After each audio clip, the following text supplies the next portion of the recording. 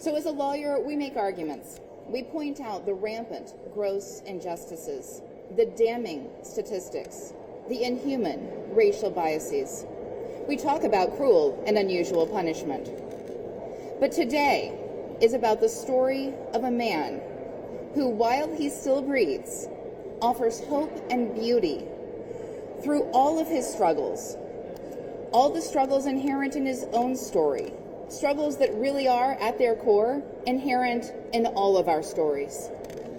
Tomorrow, the state of South Carolina will take the life of Brad Sigmon, basing its actions solely on the worst thing he's ever done.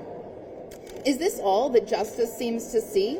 I want to tell you about the man who will face that firing squad tomorrow, the man who, even in the isolation of death row, has spent his final days giving, sharing, and trying to bring light into the lives of others, both on and off of death row.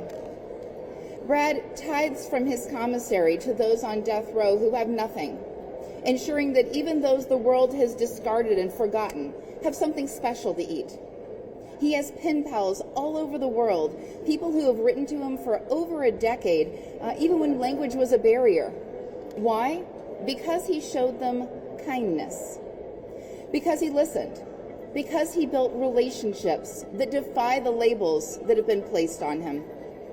For his last meal, Brad is not dining alone.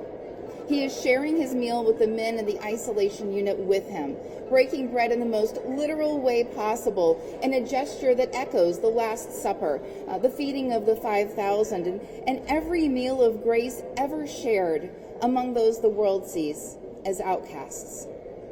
On Ash Wednesday, Brad received ashes and took communion, a public symbol, even in death row isolation, of his faith in a God who redeems and forgives, and who has forgiven him.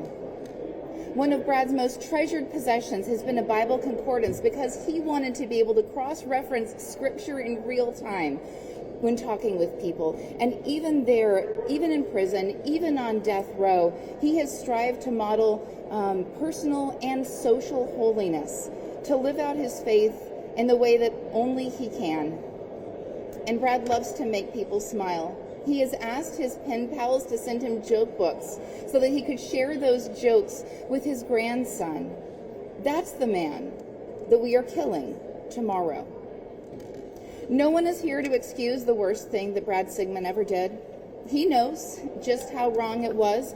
And unlike some of the other men that South Carolina has executed in the last few months, he has clearly admitted his wrongs.